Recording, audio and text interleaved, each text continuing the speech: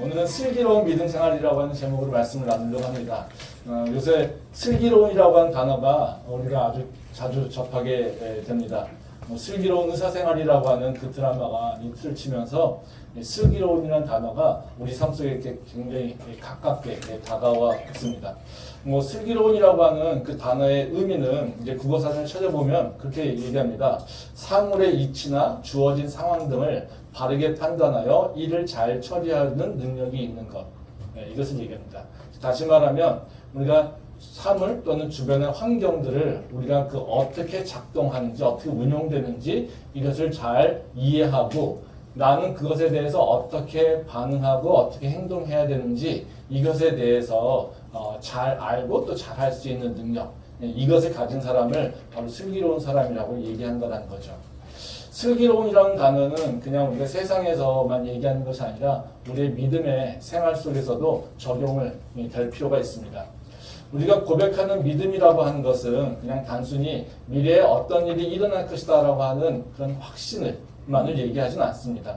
그러니까 우리가 고백하는 믿음이라고 하는 것은 우리의 삶의 방식과 굉장히 연결되어 있다는 거죠.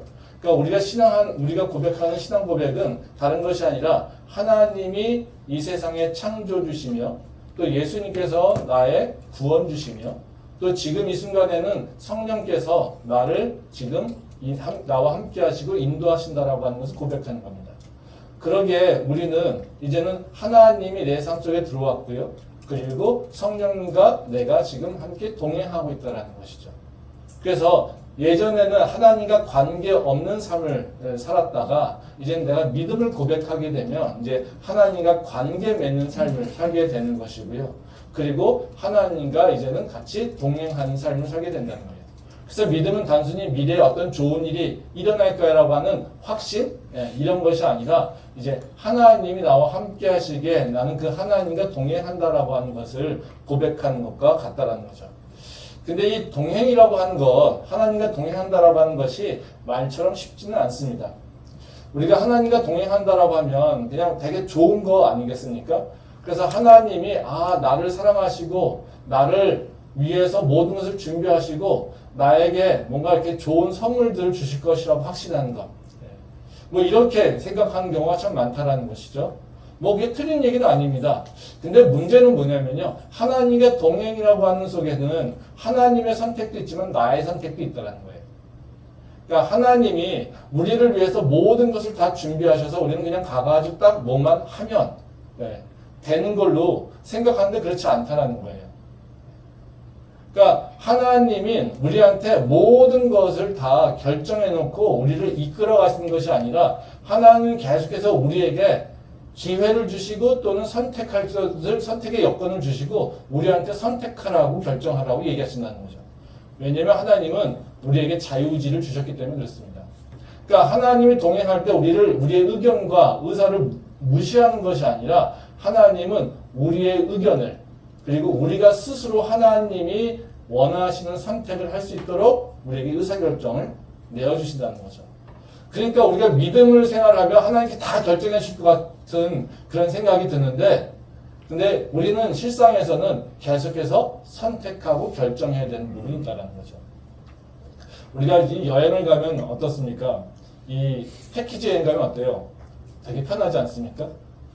근데 패키지 여행 갔다 오고 나서 보면 항상 이렇게 좀 아쉬운 부분이 있습니다. 그곳에 갔는데 다른 사람들을 얘기하는 거 보니까 나는 그곳에 가지 않았어. 나는 그걸 하지 못했어. 그렇죠? 이런 것을 생각할 때가 참 많아요. 왜 그럴까요? 패키지 여행을 가게 되면 가이드가 다 준비해 놓은 것을 합니다. 그래서 우리는 그걸 따라다니다 보면 어때요? 내가 어디 갔다 왔는지 뭘 했는지 잘 몰라요. 그냥 그 시간만 즐기고 온 거예요. 그렇지 않습니까? 우리 인생이 하나님과 동행할 때 그런 패키지 인생일까요? 아니요. 그렇지 않다는 거죠. 하나님은 우리한테 너가 어디 가고 싶니? 너가 무엇을 하고 싶니? 나는 이것이 좋다고 생각하는데 나는 이것을 너한테 권하고 싶은데 얘기하신다는 거예요. 그리고 우리의 의견을 듣고 우리와 함께 맞춰가신다는 거죠. 그게 하나님의 동행이라는 것입니다.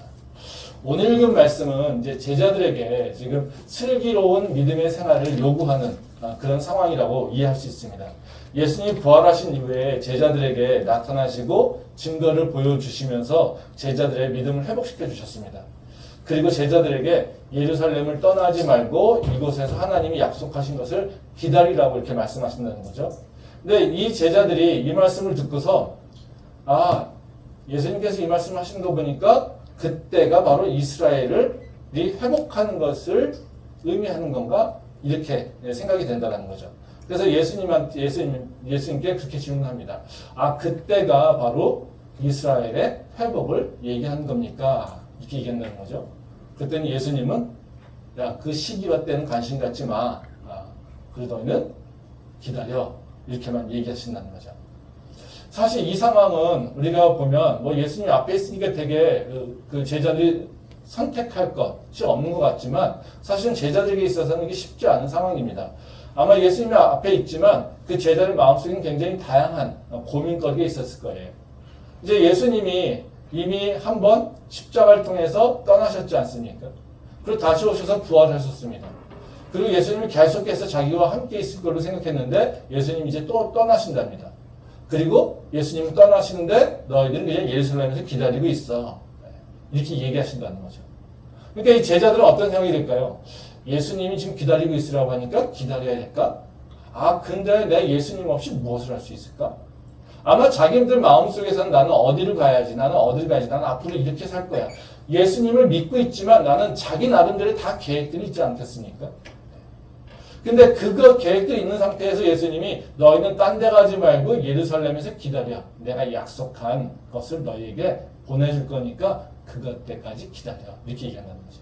그러니까 제자들은 어떤 생각이 들겠어요? 갑자기 왜 또 이런 얘기 하시지? 난 지금 계획이 있는데.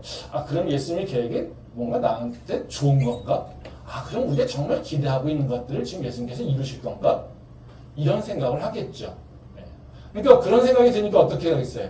빨리 뭔가 이루어지기를 소망하는 마음이 생기지 않겠습니까?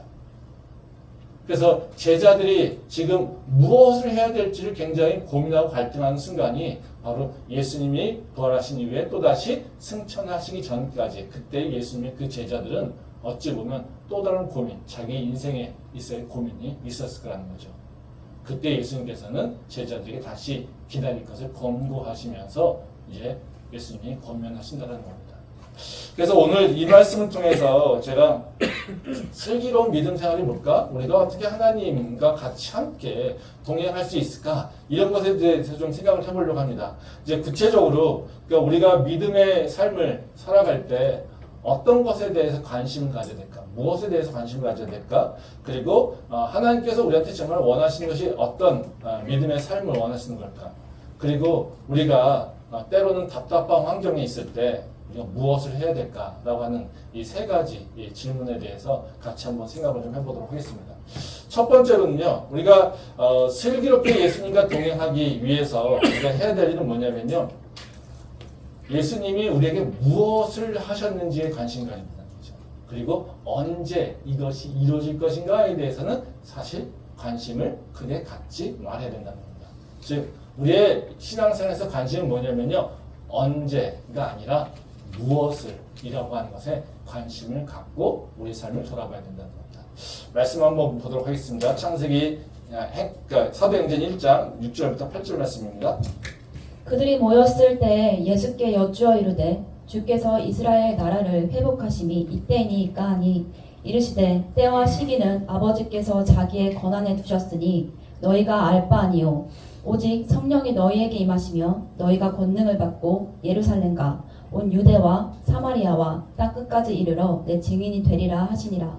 예, 이 말씀은 예수님이 이제 기다리라고 하니까 이 제자들이 그렇게 얘기합니다. 6절을 보면요, 주께서 이스라엘 나라를 회복하심이 이때이니까, 즉 제자들은 예수님께서 이제는 이스라엘을 회복시키실 건데 지금 그때를 우리가 준비하라고 있는 건가 보다. 그렇게 얘기를 한다는 거죠. 그랬더니 예수님이 뭐라고 하세요? 7절 말씀을 보면 때와 시기는 아버지께서 자기의 권한을 주셨으니 너희가 알 바 아니요. 지금 너희는 언제 이런 일이 일어날 것인지에 대해서 관심 갖지 마. 이 얘기를 하고 있다는 거죠. 지금 제자들은 어때요? 언제 이런 일이 일어날까? 빨리 이런 일이 일어나야 될 텐데 이것에 대해서 관심을 갖고 있는 건데 바로 그런 것에 관심 갖지 않는다는 관심을 갖지 말라고 하신다는 거죠. 여기 보면 그 제자들의 행동들은 어찌 보면은 뭐 이게 당연한 태도인 것 같아요. 우리가 믿음이라고 한다면 사실 어떤 모습으로 살고 있습니까? 내가 간절히 하나님한테 갖고 있는 소망이나 기도의 제목들이 있어요.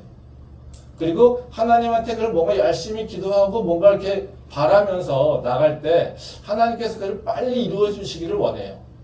그게 우리가 원하는 거죠. 지금 내 삶의 고통의 문제, 내가 어려운 문제, 내 소망의 문제들, 이것들이 빨리 하나님께서 뭔가 해결해 주기를 원하신다라는 거죠. 그래서 우리는 항상 뭐에 질문을 합니까? 하나님 언제 내 삶을 좀 바꿔주실 거예요? 하나님 언제 내가 이 지금 고통의 그 굴레에서 벗어나게 해주실 거예요? 이런 질문을 참 많이 하고 있지 않습니까? 지금 이 제자들이 하고 있는 질문이 바로 그 얘기예요. 이들은 어떤 상태입니까? 로마의 압제, 식민지, 그리고 오랜 기간 동안에 이스라엘 민족성을 다 잃어버린, 그 자존감을 잃어버린 상태 아닙니까? 계속되는 식민지 생활로 인해서 그 민족적 자존감은 다 잃어버리고 지금도 로마의 압제에서 고통을 받고 있다는 거죠. 그러니까 이들이 간절히 원하는 건 뭐겠습니까? 당연히 이스라엘의 회복을 얘기하는 거죠. 이스라엘이 다시 이전의 영광을 다시 회복하는 것, 이것이 원하는 거죠. 근데 지금 이 굴레를 빨리 어떻게 해요? 벗어나야 됩니다. 그러니까 이스라엘 회복이라고 하는 것은 자기네들이 지금 이 고통과 고난에서 벗어날 수 있는 유일한 길이에요. 그러니까 언제요? 이게 언제 빨리 일어나는 것. 이것이 이들에게는 굉장히 중요한 거라는 거죠. 그러니까 예수님이 지금 바로 내가 너에게 약속한 것, 즉 성령의 세례가 너에게 임할 것이야 라고 얘기하는데 그거엔 관심 없습니다. 그것이 정말 하나님께서 예수님께서 말씀하시니까 그러면 우리가 기대하고 있는 기다리라고 했으니까 뭔가 좋은 것이 있지 않겠습니까? 그러니까 우리가 기대하고 있는 이스라엘 회복이 그때 일어나는 것입니까? 이렇게 지금 질문하는 거라는 거죠. 즉 예수님이 기다리라고 하니까 내가 원하는 소망이 이루어지는 게 그때입니까? 이렇게 물어보는 게 제자들의 모습이라는 거죠. 그랬더니 예수님이 때에 대해서 관심 갖지 마. 그리고 너희가 원하는 것은 내가 너희한테 약속한 것은 다른 것이 아니라 성령의 강림이야. 요한은 물로 세례를 주지만 이제는 너희가 성령의 세례를 받을 거야. 이렇게 얘기한다는 거죠. 즉 다시 말하면 예수님께서 지금 설명하신 태도는 뭡니까? 언제라는 것은 너랑 나랑 논의할 게 아닌데, 그렇죠? 그리고 너랑 나랑 논의할 건데 는 무엇이야? 내가 너희한테 무슨 일을 행할 것인지, 너희가 기대하고 있는 것이 어떤 건지는 너희가 잘 생각해 보는데 내가 너희한테 알려주고 싶은 건 내가 너희에게 무엇을 행할 것인지를 너희가 알기를 원해. 그러니까 우리가 믿음이라고 하는 것은요, 첫 번째로 자꾸 내가 원하는 것에 집착을 하는 경향이 커요. 근데 믿음은 그건 아닙니다. 믿음은요, 내가 원하는 것에 관심을 갖는 것이 아니라요, 하나님이 나한테 무엇을 행할 것인가에 대한 관심을 갖고 있어요. 지금 내 상황 가운데서 하나님이 어떤 일을 행하실 것이지, 내 상황 가운데서 하나님이 어떤 계획을 갖고 계시지, 이거에 대해서 관심을 가져야 된다는 것이죠. 그러면 이 지긋지긋한 삶이 언제 이게 끝날까? 이런 것들도 관심 가질 필요가 없다는 겁니다. 오로지 뭐예요? 하나님이 나를 통해서 무엇을 행할 것인지에 대해서 관심을 가질 필요가 있다는 거죠. 그러니까 우리가 내가 주인된 삶 또는 내가 하나님과의 관계 속에서 내가 주도하려고 할 때 나는 어떻게 됩니까? 내가 때와 내가 무엇을 다 결정해요. 하나님 내 기도의 제목은 이거고요. 하나님 이거는 빨리 해결돼야 돼요. 이렇게 얘기를 하고 믿음으로 끌고 나가려고 한다는 거죠. 그래서 기도 열심히 해서 뭔가 하나님이 하나님을 이끌어서 내가 원하는 것에 하나님이 있게 하는 것, 이것이 바로 우리는 믿음의 승리를 생각한다는 거죠. 근데 믿음은 그렇지 않습니다. 믿음은요, 하나님이 나를 향하신 계획, 하나님이 나를 행하실 것, 나를 위해서 행하신 일들, 그것에 대해서 관심 가져야 되는 거예요. 아멘. 그리고 그것을 따라서 나는 이제 반응하는 거예요. 우리는 은혜에 따라 살지 않습니까? 은혜라고 하는 것은요, 그냥 단순히 하나님 나한테 축복 주셔, 이것을 얘기하지 않습니다. 은혜라고 하는 것은 바로 내가 어떻게 살아야 될 것인가에 대한 그 삶의 방식을 결정하고 있어요. 은혜는요, 내가 뭔가 노력해서 내가 결정해서 얻는 것이 아니에요. 그 은혜는요, 내가 아직 계획도 갖고 있지 않았지만 내가 무슨 일이 일어날지 모르겠지만 하나님께서 나를 향하신 계획이 있고요. 하나님께서 나를 그 계획을 통해서 계속 이끌어가고 있다는 거예요. 그렇기 때문에 은혜에 맞춰 사는 삶, 또 은혜에 따라 사는 삶이라고 하는 건 뭐냐면요, 하나님의 주도성을 갖고 있고 나는 그 주도성에 순응하면서 살아가는 것, 이것이 바로 은혜에 맞춰서 사는 삶이라는 거죠. 그러게 내가 주도해서 하나님이 이끌어가는 것이 아니라 하나님께서 나를 향하신 계획, 이것에 대한 관심을 갖고 그 계획을 하나님께서 약속하셨다라면 이루시겠지라고 하는 그 믿음을 가지고 그것을 따라가는 게 바로 우리가 해야 될 일이라는 거죠. 그래서 우리가 관심 가져야 될 것은 뭐냐면요, 하나님이 나에게 무엇을 약속하고 계시는지, 이것에 대해서 관심을 가져야 된다는 거죠. 그게 우리가 바로 슬기로운 믿음의 생활로 들어가는 첫 번째 관문이라는 것입니다. 근데 이렇게 자꾸 하나님의 뜻에 대한 얘기하고 또 이제 그 시기에 대해서 관심 갖지 말라고 하면 우리 마음속에는 어떻게 해야 됩니까? 하나님은 도대체 왜 우리한테 시기와 때에 관심 갖지 말라고 할까? 이런 생각이 들지 않겠습니까? 세상 사람들이 관심 갖는 건 어때요? 내가 언제 이 문제가 해결되지? 이거 아닙니까? 그래서 맨날 이단들은 어때요? 종말이 몇 월, 며칠, 몇 시에 이런 걸 이렇게 약속하잖아요. 그렇죠? 하나님은 절대 그런 얘기 안 하시잖아요. 그리고 사람들이 그거에 현혹되잖아요. 몇 월, 며칠, 몇 시에. 그렇죠? 근데 하나님은 우리한테 그것에 대해서 관심 갖지 말라는 거죠. 그러면 우리가 알고 싶은 건 언제인데 왜 하나님은 우리한테 언제, 그때와 시기에 대해서 관심 갖지 말라고 하는 걸까요? 이게 참 해결돼야지 우리가 언제에 대해 관심을 갖지 않을 수 있지 않겠습니까? 믿음의 특성입니다. 그러니까 믿음은요, 우리가 내가 어떤 환경, 어떤 조건, 이것을 바라보며 살아가는 것이 아니라요, 믿음의 삶을 산다라고 하는 것은 하나님만 바라보며 사는 삶이에요. 즉, 우리가 삶을 결정할 때 내가 내 환경과 내 조건이 어떻게 돼 있지라고 하는 것을 바라보면서 그 조건에 따라서 내가 이뤄가는 것이 아니라 나는 내 환경과 조건 이전에 하나님을 바라보며 살아가는 거라는 거죠. 그래서 우리의 인생은 내 환경, 내 조건, 이것에 따라 결정되는 것이 아니라 하나님이 내 삶을 결정한다라고 하는 고백 속에서 살아간다는 거예요. 말씀 한번 보겠습니다. 전도서 3장 1절에 2절 말씀입니다. 범사에 기한이 있고 천하 만사가 다 때가 있나니 날 때가 있고 죽을 때가 있으며 심을 때가 있고 심은 것을 뽑을 때가 있으며. 더 보겠습니다. 전도서 3장 9절부터 11절입니다. 일하는 자가 그의 수고로 말미암아 무슨 이익이 있으랴. 하나님이 인생들에게 노고를 주사 애쓰게 하신 것을 내가 보았노라. 하나님이 모든 것을 지으시되 때를 따라 아름답게 하셨고 또 사람들에게는 영혼을 사모하는 마음을 주셨느니라. 그러나 하나님이 하시는 일의 시종을 사람으로 측량할 수 없게 하셨도다. 이 말씀은 이제 솔로몬의 지혜의 말씀이죠. 솔로몬 왕은 가장 지혜로운 왕이라고 칭송받는 사람이고요. 세상의 이치와 인간의 삶의 그 본질에 대해서 이렇게 통찰을 갖고 있는 사람입니다. 그 통찰을 이제 기록한 것이 이제 전도서죠. 이제 이 오늘 읽은 말씀, 지금 읽은 말씀에 보면 솔로몬이 세상을 보면서 깨달은 것을 이제 세 가지로 표현하고 있어요. 하나는 뭐냐면요, 하나님이 모든 것을 때를 따라서 아름답게 하셨다라고 하는 것. 이것에 대한 얘기를 하고 있어요. 두 번째는 뭐냐면요, 사람들에게 영원을 사모하는 마음을 주셨다고 얘기하고 있어요. 거기 보면 우리 몇 절인가 11절 말씀에 보면요, 그렇게 얘기합니다. 사람들에게는 영원을 사모하는 마음을 주셨다, 이렇게 얘기한다는 거죠. 그리고 세 번째는 이제 사람은 하나님이 하시는 일을 측량할 수 없다, 이렇게 얘기하고 있어요. 마지막에 그런 얘기하지 않습니까? 거기 보면 하나님이 하시는 일의 시종을 사람으로 측량할 수 없게 하셨도다, 이런 것입니다. 그러니까 하나님은 모든 것을 아름답게 하시고요. 그리고 하나님은 우리를 향하사 영원을 사모할 수 있게 하시고요. 그리고 하나님은요, 하시는 일들을 우리가 측량할 수 있는 방법을 넣는다라는 거예요. 그게 바로 이 세 가지라는 거죠.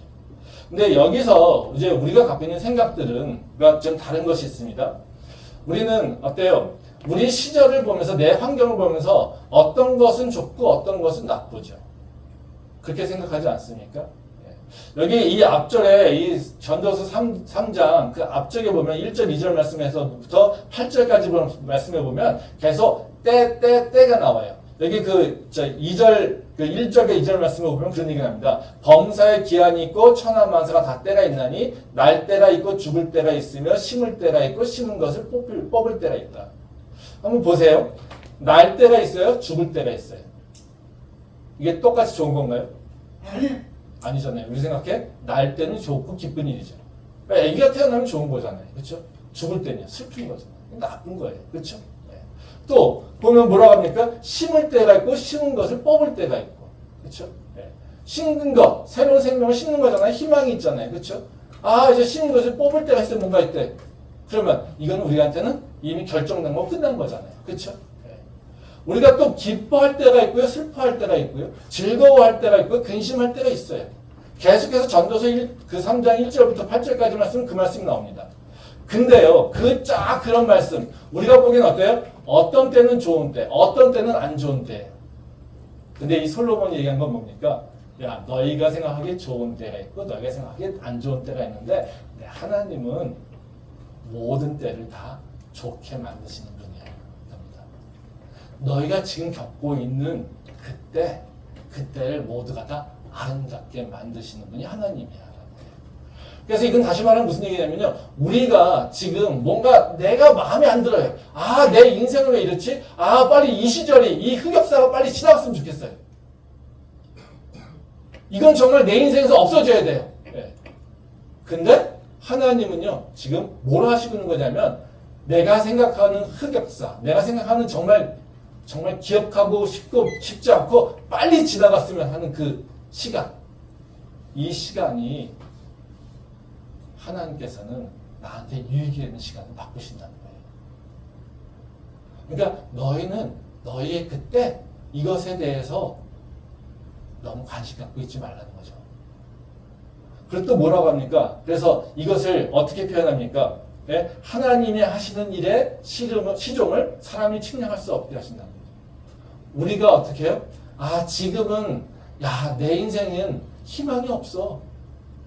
이런 환경 속에서 무슨 소망을 가져? 아, 이런 상황에서 무슨 하나님의 역사가 일어나? 그쵸? 근데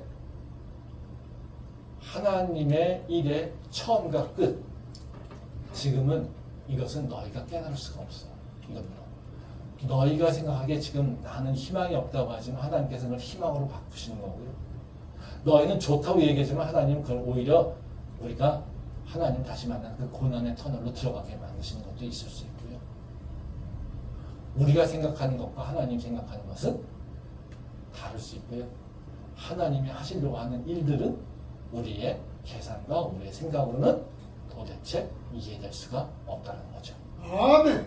그러니까 우리는 어떻게 해야 돼요? 내 환경과 내 조건, 이것을 가지고 내가 판단해서 뭔가를 선택하는 것, 그것을 기준 삼아 사는 것, 이것은 우리가 해야 될 일은 아니죠. 그리고 우리한테는 그래서 뭘 주셨다니까, 거기 보면 뭐라고 해요? 사람들에게는 영원을 사모하는 마음을 주셨다는 거죠. 그래서 이런 것을 다 경험하니까 어떻게 해요? 내가 내 지식으로 내 환경과 내 조건을 따라서 내가 바라보니까 그 답이 없더라. 내 인생에 답이 없어. 그러니까 우리는요, 뭘요? 다른 것을 찾는 거죠. 그렇죠? 영원한 것이 뭘까? 진리가 무엇일까? 그러면 우리가 진리가 무엇일까? 영원이 무엇일까를 생각하게 되면 어디로 수렴할 수밖에 없으니까 하나님한테 수렴할 수밖에 없죠. 지금 이 시대에 청년들이 왜 하나님을 찾지 않습니까? 지금 이 시대의 세상 사람들이 왜 하나님을 구하지 않습니까? 영혼에 대한 관심이 없기 때문에 그래요. 그들이 갖고 있는 생각은 뭡니까? 돈이 자기 인생을 결정할 거라고 생각해요. 자기가 갖고 있는 뭔가 어떤 스펙, 이것이 자기 인생을 결정할 것이라고 생각해요. 그래서 옳은 것이 무엇인지 자기 인생이 무엇을 위해서 정말 영원한 것, 변하지 않는 것, 이것이 무엇일까에 대해서 고민하고 살지 않아요. 그러니까 어떻게 해요? 하나님이 필요가 없는 거예요. 그들은 뭐요? 돈이 있으면 돼요. 훌륭한 스펙이 있으면 돼요. 근데요, 참 재밌는 건 뭐냐면요, 아무런 소망이 없을 때, 그때 오히려 하나님을 찾습니다. 아멘. 대학의 선교의 역사를 보게 되면 70년대, 80년대에 정말 대학 선교가 부흥을 했죠. 그렇지 않습니까? 근데 이때 왜 그러면 대학이 캠퍼스가 부흥됐을까요? 그 당시 청년들에게는 소망이 없었습니다. 환경과 조건을 봐서는요, 그들이 의지할 것이 아무것도 없었어요. 그래서 그들이 찾은 건 뭡니까? 하나님을 찾을 수밖에 없었던 거죠. 세상의 힘과 세상의 그 원리에 따라서 세상이 뭔가 세상적인 것을 갖고 있으면 내 인생이 바뀔 거야 라고 하는 생각을 갖고 있을 때 우리는 절대로 하나님을 찾지 않아요. 하나님을 사모하는 마음도 생기지 않습니다. 하나님을 향한 소망도 생기지 않습니다.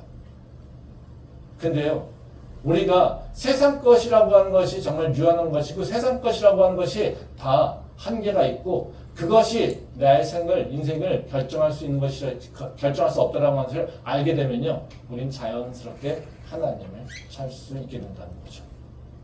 그래서 지금 얘기는 뭡니까? 하나님께서 우리에게 언제 무엇을 행하실지 우리가 다 알지는 못하지만 그렇지만 너희가 지금 누리고 있는 이때 좀 너희가 지금 내가 약속하고 있는 이것이 바로 너희에게는 가장 중요한 것이라고 한다는 거예요. 그러니까 너희는 다른 것에 관심 갖지 말고 하나님의 그 영혼에 대해서 관심 갖고 살라고 하는 것입니다. 그것이 바로 우리가 바로 하나님께서 우리한테 바로 시절, 그때, 시간, 지금 환경, 조건 이런 것들에 붙잡혀 사는 인생이 아니라 이제는 하나님께서 무엇을 행하실지를 바라보면서 그 다음 스텝을 찾아 나가는 것이죠. 말씀 한번 보도록 하겠습니다. 사도행전 1장 4절 말씀입니다. 사도와 함께 모이사 그들에게 분부하여 이르시되 예루살렘을 떠나지 말고 내게서 들은 바 아버지께서 약속하신 것을 기다리라. 예. 오늘 읽은 말씀에서도 이제 보면 예수님 제자들에게 예루살렘에서 약속한 것을 기다리라 이렇게 말씀하시잖아요. 근데 아까 말씀드렸듯이 지금 이 상황에서 제자들은요, 이 말씀을 지키기 쉽지 않다는 거죠. 지금 상황이 복잡하지 않습니까? 예수님이 다시 떠나신대, 하늘로 가신대. 그러면요, 지금 밖에 나가면요, 어떻습니까? 자신을 죽이려고 로마에서 지금 자신을 찾고 있어요. 유대인들이 자신을 죽이려고 하고 있어요. 그러니까 지금 자신들은 안전하지 않아요. 근데 내가 하나님만 믿고, 예수님만 믿고 있었는데 예수님이 떠나신다고 한다는 거예요. 그러니까 이 제자들 입장에서 어떻습니까? 자신들이 바라고 있는, 바로 그 믿고 있는 예수님을 떠나본다는 것, 이 시간이 어때요? 정말 고통의 시간이죠. 그리고 어찌 보면 그 말씀을 하시는 예수님이 되게 믿기도 하고, 또 그 예수님이 떠난다는 그 사실이 이들에게는 정말 속된 말로 멘붕이 오는 그런 상황일 거라는 거죠. 근데 예수님은 이들에게 불안해하지 말고 너희가 해야 될 일이 있어. 너는 지금 너의 환경을 바라보는 게 아니라 내가 너희에게 약속한 성령을 보내줄 거예요. 그러니까 기다려. 이것을 얘기하고 있다는 거죠. 제자들에게 예수님께서 요구하신 것은 다른 것이 아니라 지금 너희 환경을 바라보지 마.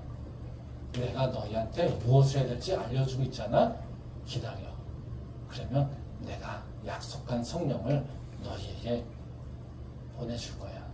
그러면 너희가 이제는 새로운 삶, 즉 너희가 권능을 받고 열방에 가서 예수 그리스도를 증거하는 바로 그 전도자가 될 거야.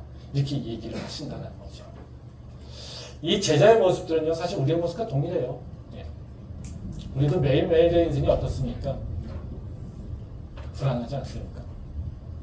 매일매일의 인생이 뭘 해야 될지 모르지 않습니까?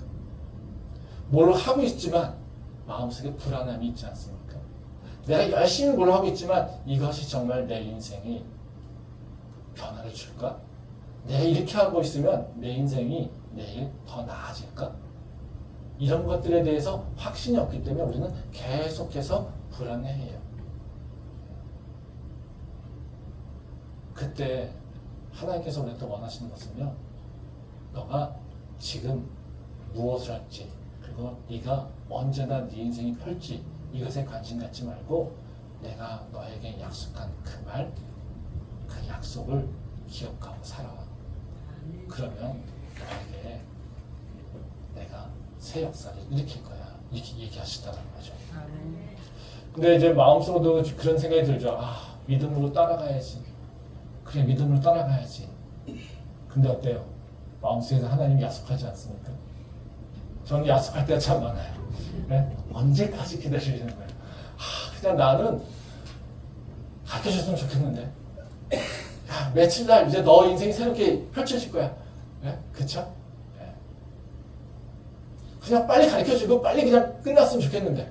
뭐 이게 고통 때 우리가 겪는 경험 아니겠습니까? 네. 근데 하나님 그걸 모르실까요? 알죠. 알죠. 왜 그러실까요? 참 야속하죠. 네. 사실 우리가 인생이라고 하는 것은요, 인생답게 살려면 우리가 미래를 아는 것보다, 결정된 것을 아는 것보다 바로 지금 순간을 정말 하나님과 더 깊이 교감하는 삶을 사는 게 중요하다는 거죠. 그리고 정말 우리가 더 깊이 우리가 영혼에 대한 사모함이 있지 않습니까? 그럼 영혼에 대한 사모함을 갖는다라고 하는 것은 하나님과 더 깊이 교제하려고 하는 마음이 있는 거예요.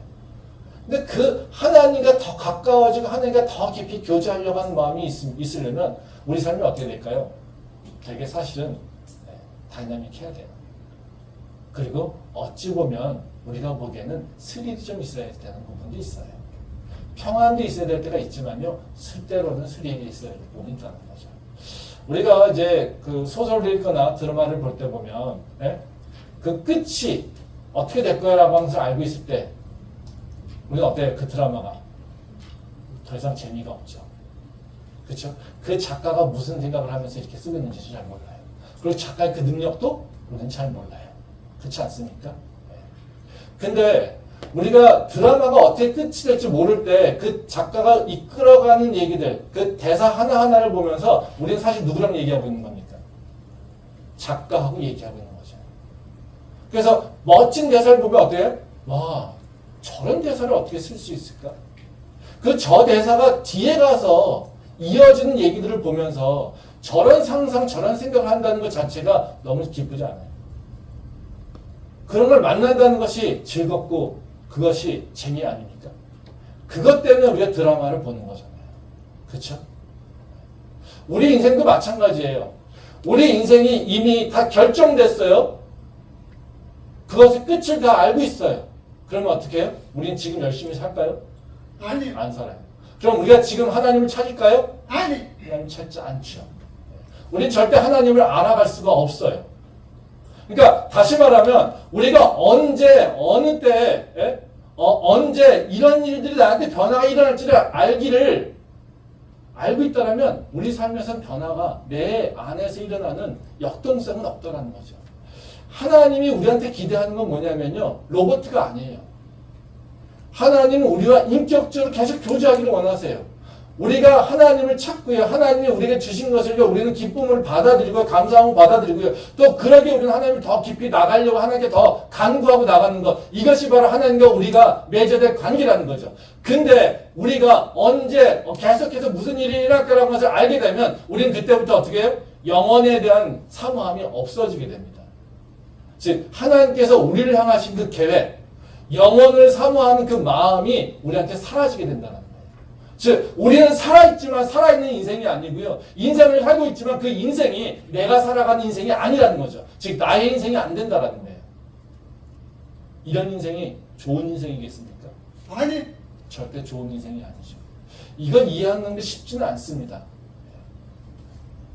근데요, 내가 정말 나답고 그리고 나에게 맞는 인생, 그리고 내가 그 인생에서 기쁨을 누리며 만족을 누리며 그리고 성취감을 누리며 살 수 있는 인생은 어찌 보면 하나님이 우리한테 뭔가를 알려주지 않으면서 우리를 이끌어 가시는 그 인생이 진짜 하나님에게 집중할 수 있는 인생이라는 거예요. 저는 이 말씀 보면서 참 하나님 지혜롭다. 이게 하나님이 지혜롭다고 하면 제가 참 말도 안 되는 얘기지만요. 끝내주신다라는 거예요. 생각해 보세요. 우리는 알고 싶은 게 뭐예요?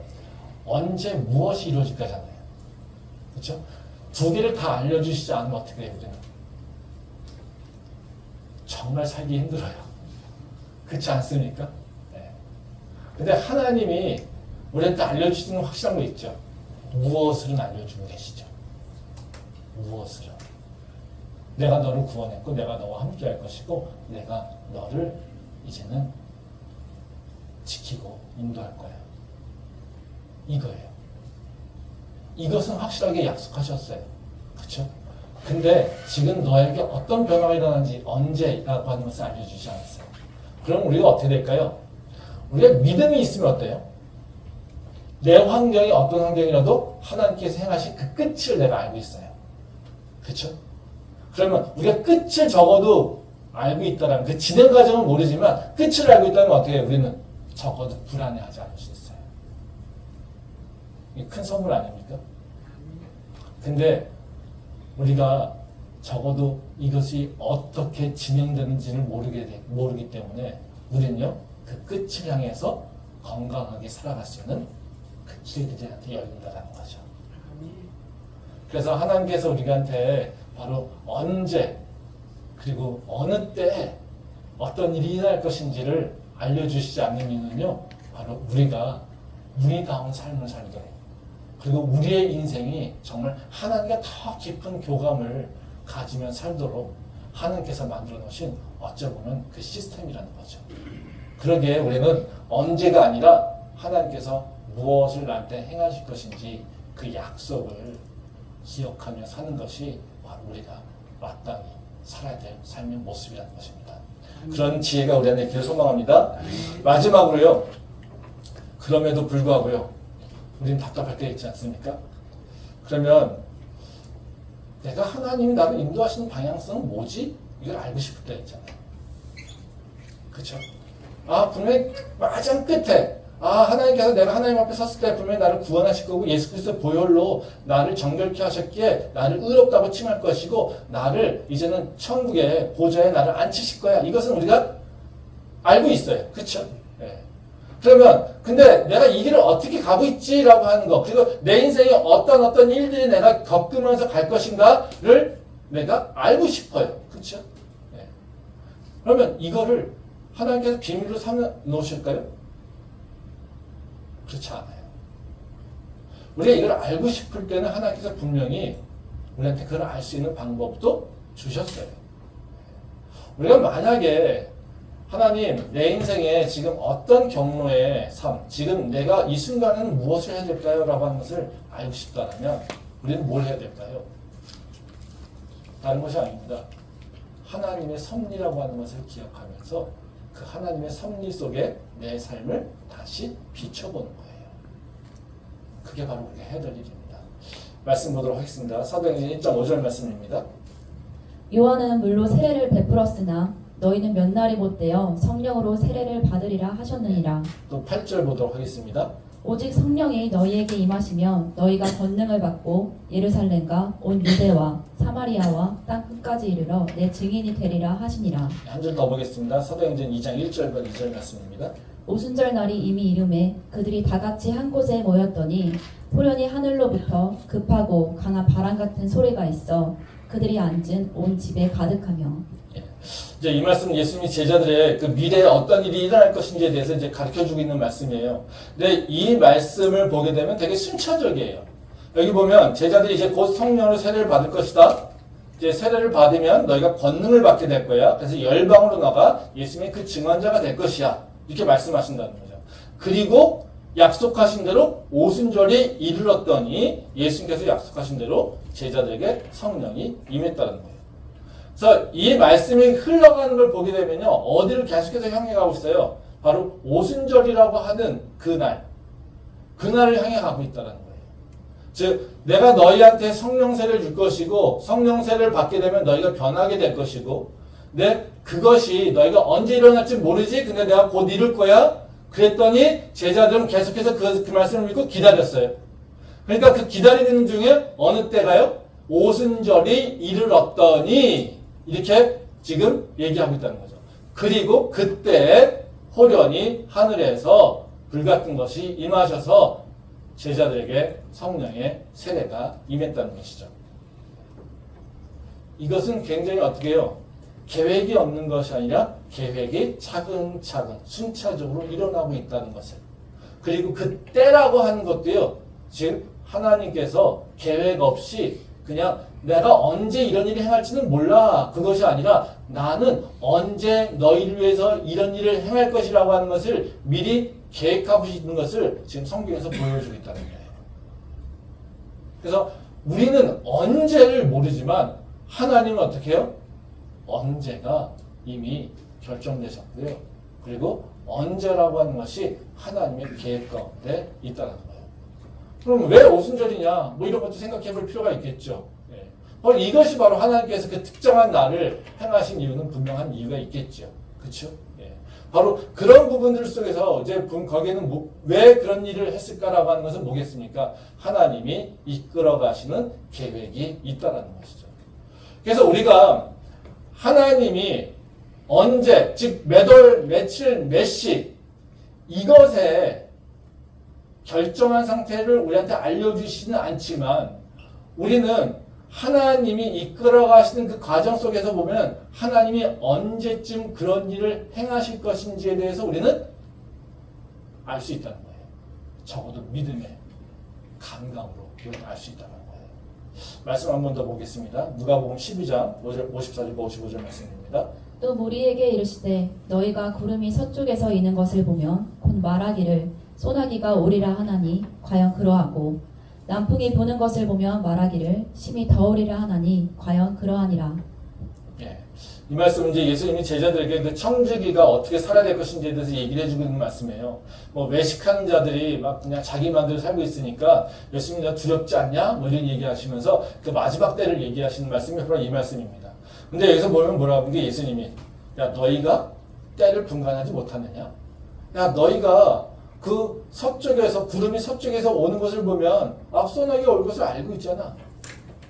너희 삶이 어떻게 변하고 있다라면 그 환경이 변해가고 있다라면 너희가 너 삶에서 무슨 일이 일어날 것인지 변화가 있을 것인지 네가 알 수 있잖아. 너희가 영적으로 뭔가 변화가 일어나게 된다면 너희가 지금 너 삶에서 변화가 일어나는 것을 네가 기대할 수 있잖아. 너희가 모르는 것이 아니라 나는 너희가 알 수 있도록 그 징조를 다 보여주고 있다는 거예요. 그게 하나님께서 행하신 일이에요. 그래서 우리한테 몇 월, 며칠, 몇 시 이것에 대한 얘기를 하고 있지 않지만 사실 우리는요 하나님과 교감하게 되면 어떤 일이 일어납니까? 그때까지도 사실 감각적으로 알 수 있다는 거예요. 그래서 우리는 그 시절을 분간할 수 있다는 거죠. 그럼 우리가 왜 이걸 분간 못할까요? 하나님을 알고 있다고 하는데 너희가 알 수 있다고 하는데 우리는 왜 분간 못할까요? 우리가 영적으로 깨어있지 않으니까 그렇죠. 깨어있어야 되는데 깨어있지 않으니까요. 하나님께서는 계획하신 대로 하고 있는데 우리는 하나님 계획에 관심이 없고요. 하나님에게 관심이 없어요. 즉 하나님은 우리한테 원래부터 영혼에 대한 소망을 갖게 했는데 우리는 영혼에 대한 소망이 없어요. 뭐만 바라보고 있습니까? 지금 내 문제만 바라보고 있어요. 그러니까 하나님이 나한테 무엇을 행하실지에 대해서 알지 못한다는 거죠. 지금 제자들이 어때요? 하나님이 예수님께서 계속해서 이스라엘 회복, 그러니까 성령의 임재를 얘기하고 있는데 지금 계속해서 그들은 뭘 얘기하고 있습니까? 이스라엘 회복, 언제 빨리 그것이 회복되는가 이것만 보고 있어요. 그러니까 예수님께서 지금 행하실 바로 성령의 강림과 성령의 세례, 그걸 통해서 권능을 이제 제자들에게 주고 있는 것, 바로 그들이 이제는 나약한 존재가 아니라 권능을 받고 바로 예수의 증언자로 서는 것에 대해서 그들은 전혀 관심도 없고 깨닫지도 못하고 그런 변화가 일어날 것이라고 기대도 하지 않는다는 거예요. 우리도 마찬가지입니다. 제자들과 동일하게요. 내 문제만 가지고 하나님이 행하시는 것, 하나님이 지금 인도하시는 그 과정에 대해서 지금 어떻게 나에게 영적으로 흐름을 바꾸고 있는가 이것에 대해서 관심 갖고 있지 않으면 하나님 계속해서 이제는 변화할 때가 있어. 이제는 내가 너에게 새로운 일을 행하실 거야. 이제는 내가 너에게 새로운 변화를, 환경을 열릴 거야. 라고 하는 것에 대해서 우리는요, 깨닫지 못한다는 거예요. 하나님의 때를 하나님께서는 몇 월, 며칠, 몇 시를 갈려주지는 않지만 하나님께서는 어떻게 우리에게 인도하시냐면요. 이제는 변화의 흐름의 방향성을 알려주면서 그 변화가 아주 자연스럽게 일어날 수 있도록 우리를 깨닫게 하신다는 거예요. 이것은 누가 누릴 수 있습니까? 깨어있는 자가. 주인이 무엇을 기대하고 있을까? 주인이 언제쯤 우리에게 새 일을 행하실까? 주인이 언제쯤 우리에게 오실까? 라고 하는 것을 관심 갖고 있는 자들, 그리고 그것을 준비하는 자들이 바로 그것을 알 수 있다는 거죠. 그래서 하나님, 왜 내 인생은 이렇게 변화가 없습니까? 하나님, 내가 이렇게 오랫동안 기도했는데 왜 하나님 내 인생에는 이렇게 맨날 똑같은 모습입니까? 하나님 진짜 살아계십니까? 이런 원망과 이런 불평이 있다라면 먼저 그 불평을 하기 전에 우리가 바라봐야 되는 것은 나는 정말 하나님의 일에 관심이 있는가? 나는 정말 하나님의 뜻에 관심이 있는가? 나는 정말 하나님이 나를 향해서 행하시고 인도하시는 그 방향성에 대해서 관심을 갖고 찾고 있는가? 이거를 먼저 살펴봐야 된다는 거죠. 하나님은 알려주시지 않는 것이 아니라 하나님은 나를 인도하시고 내가 하나님의 목적하에, 내가 하나님의 계획가에 올 수 있도록, 그 열매를 맺을 수 있도록 하나님은 분명히 나를 지금도 이끌어가고 있다는 거예요. 근데 단순히 우리가 그걸 모를 뿐이죠. 우리가 관심 갖지 않으니까요. 하나님은 무계획적으로 우리를 인도하시는 것이 아니라는 거예요. 하나님은 철저하게 계획 가운데 있다는 겁니다. 마지막 말씀 한번 보고 마무리하도록 하겠습니다. 사도행전 1장 15절에 16절 말씀입니다. 모인 무리의 수가 약 120명이나 되더라. 그때 베드로가 그 형제들 가운데 일어서서 이르되, 형제들아, 성령이 다윗의 입을 통하여 예수 잡는 자들의 길잡이가 된 유다를 가리켜 미리 말씀하신 성경이 응하였으니 마땅하도다. 이 말씀은 이제 제자들의 이제 변화가 일어나는 겁니다. 예수님께서 약속한 내가 성령을 너에게 보내줄 거야 할 때 기다려. 지금 아무 생각 없었습니다. 뭘 해야 될지 모릅니다. 기다리는데 뭘 기다려. 그쵸? 근데 어느 순간 기다리는 가운데 하나님께서 분명히 우리에게 뭘 행하시겠지. 기다리고 하는데 우리가 뭔가를 해야 되겠지. 하나님께서 우리가 뭘 원하실까? 예수님께서 우리에게 뭘 기대하실까? 그걸 바라보다가 이제 제자들이 그러면 하나님께서 우리한테 준비하신 것, 그리고 우리를 바로 증언자로, 열방의 증언자로 세울 수 있도록 권능을 주신다고 했으니까 우리의 모습이 바뀌어야 되지 않겠니? 그리고 우리의 인생, 자기들의 모습을 돌아봅니다. 그때 뭘 발견했어요? 유다가 빠지면서 발견했다는 거예요. 그전에는 12제자가 중에 하나가 빠진 것에 대해서 관심 갖지 않았어요. 유다가 어디로 갔는지 관심 갖지 않았어요. 12에서 하나가 빠져서 어디로 실족해서 넘어진 것에 관심 갖지 않았어요. 근데 뭐라고 합니까? 마지막에 보면 그런 얘기죠. 성경이 응하였으니 마땅하도다. 지금 유다의 사건을 어떻게 이해해요? 자기네들 제자들의 실패가 아니라 하나님께서 계획하신 거예요. 하나님 뜻이 이루어진 거예요. 성경에서 얘기했던 그것들이 우리 삶 가운데 그대로 이루어졌네.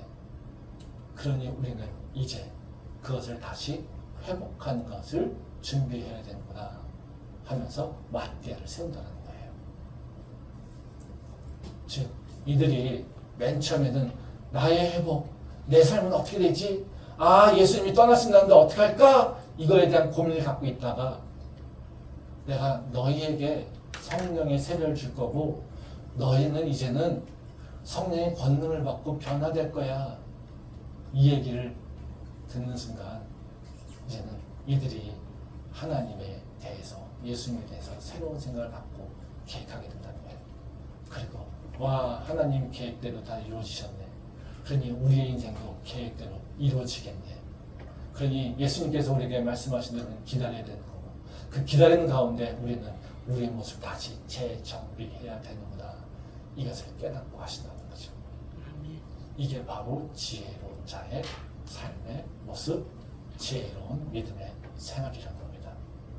하나님이 우리를 향하신 계획, 그것에 관심을 갖고 그것을 이루기 위해 지금 내가 준비하는 것, 이것이 바로 우리가 가져야 될 삶의 모습이라는 거죠. 그 믿음이, 그 지혜가, 그 슬기로움이 우리 안에 있기를 소망합니다. 기도하겠습니다.